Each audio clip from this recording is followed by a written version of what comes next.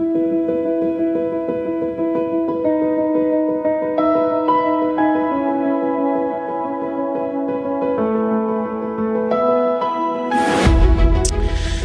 governs every part of our lives, but does it govern God?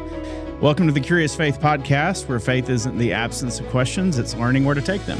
Each episode, we tackle one honest question and seek a biblical, thoughtful answer. And so my name is Ryan Johnson, and I have two curious companions for today's episode. That is Jonathan Light and Dr. Michelle Shelton. So how are y'all doing today? Doing well. I feel lacking because I'm the only one not a doctor here.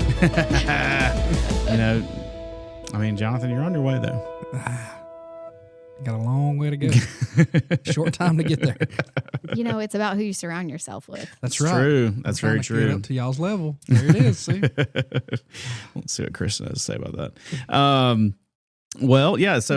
So Michelle, do you want to read today's question? Is God inside of time or outside of time or both? Now, this question originally came at a youth event that I did in January of some students that I don't know if they were trying to stump me, but it was the high school boys, and they apparently had stayed up real late the night before talking about a bunch of stuff, and this was one of the questions there. But I actually did get this question from this past Sunday from a young boy as well, something very similar. And so, this is kind of one that kind of like the last episode about, or a couple episodes ago now, about if we could go back in time and, things like that.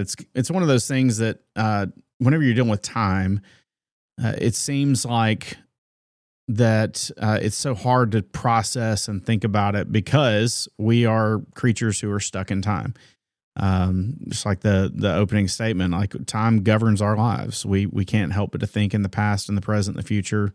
And if we get stuck in either the past or the future, we really have a hard time being present in the present, right? So it's, yet we're still bound to it. So time is just one of those things you can talk circles around, and it's just really difficult to imagine anything other than that.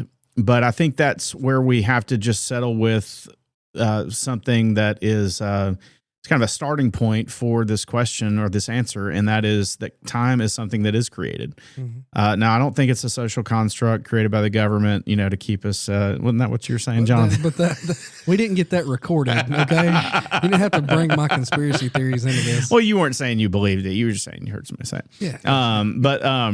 But yeah, it is one of those. Time is it is a construct in one sense. It is created. And so when you think about people are like, well, when was time created? And there's people who talk about the first chapter of Genesis when God said, "Let there be light." Light governs time for us, and so sun up, sun down.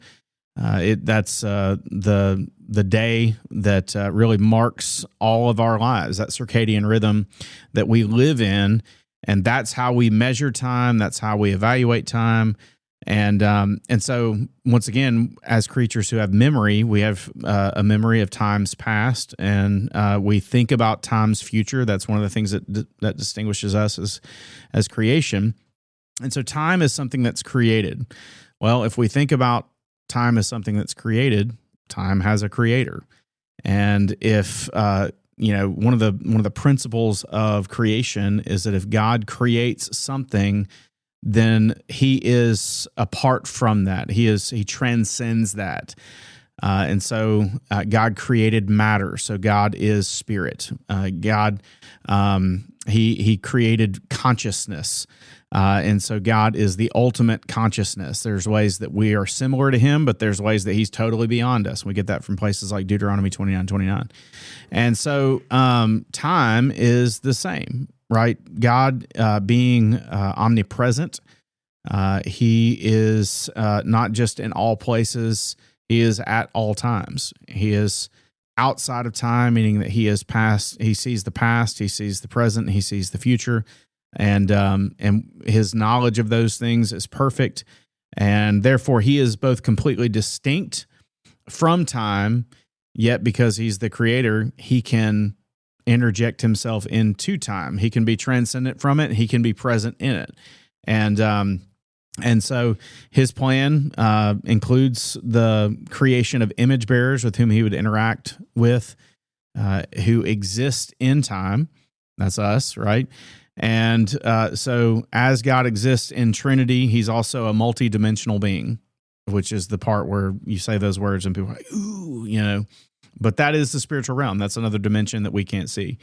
And so there's no better example of that than the incarnation of Jesus, where God is in eternity, and yet he is in his Son. He is present in time as a human being.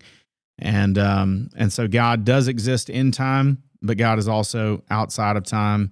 And so that's the diplomatic answer to that. It's yes, he's both, right? And so does that make sense? Is there any thoughts that y'all have about that? So I think that to think about time, you also have to think about space. Yeah. So I don't think you can think about time and space away from each other, right? Yeah. So, and I think when people think about how can you be both in time and see time, if you think about, hey, the further we go away from Earth, we can actually see backwards in time because of the way that light travels through space. Well, that has already happened on Earth, but if we're observing it from the Hubble telescope or further back, and those of you who actually work for NASA, please don't, get mad at me if I get these wrong. But so they're like, well, it's already happened. So how can you interject yourself into that scenario? Because you're watching something that's already been recorded. And I think it's really interesting because that's putting a spin on it that we can't understand. There are, and those of you who know me, like for me to say there's things your mind can't understand, you're probably like, she's crazy. But there are things that we are not designed to understand. So the universe is expanding. Well, naturally, our question is, well, what is expanding into? It's not expanding into anything. Our brains are not designed to really understand something that's infinite. And so then, you also think about, when we're moving around or we've got things that are holding us, light is interacting with particles that are in the room. And as you go into space, those particles get further and further apart, and we don't have gravity holding them together. Well, what's in between those particles? And that's just the way that our brain is designed to think about these things. And the answer is nothing and infinity. Yeah. Yeah, and if we were Buddhist, we would say that that's God. Yeah. God is in between all the particles, and that's where we would say, no, God's distinct from his creation. He is not his creation. That's panentheism. And so when we understand the revelation that God is both omnipresent, speaking of time and space, and yet he also is transcendent as the creator of time, then he is distinct. And so, Jonathan, I'll pose a question to you, right? And he didn't see this one coming. But how does the fact that God is not in time as you pray to him, how does that impact your prayer life? Or how does that impact when he calls you to do something, the fact that he already knows past, present, and future? That gives me security. If I am praying to him, I am trusting in his promises of the past to rely on them in the future. Like it says, he's already counted my footsteps. He's already placed those. So, and that's based off the promises of the past. That's how I can see the future. And he's outside of it. That gives me a security, not the fact that he's outside of it and he's distant. He's outside of it and he's near, because the Holy Spirit's with us daily. Yeah. So that would be my. That's good.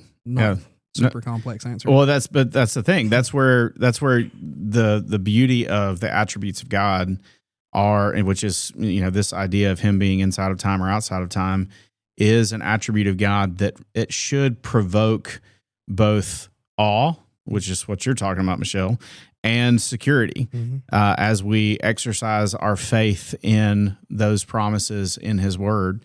And so that's just one of those ways that we can get very practical with a very complex question. And I think y'all both have done a great job of stoking my curiosity, as somebody who's wondering, how are people going to, they might see the title of the episode and be like, skip that one. And so, but once again, you see how it can be extremely practical and relevant. Well, and piggybacking on that, the question that comes is, hey, what does that have to do with free will? Right. Mm-hmm. And I feel like that comes into it. Well, I'm going to shout out to Mr. Dwayne Thomas, who in our BFG class said that it's like if someone tells you the score of a football game, you know how it's going to end, but you haven't seen it. You don't know what plays are going to happen. Like, how did we get to that ending? And I thought that was a pretty good There you go. It's a good analogy. Shout out to Wayne. Yeah. I'm not sure what BFG is, though. That's creature stuck. Speaking of creature stuck in time, what's the new term? We just call them small groups. But listen, I don't throw stones because once again, that's the reason that BFG that we create. What was BFG? What does that stand for? I knew what it was. What do you think it stands for? Bible Fanatic Group.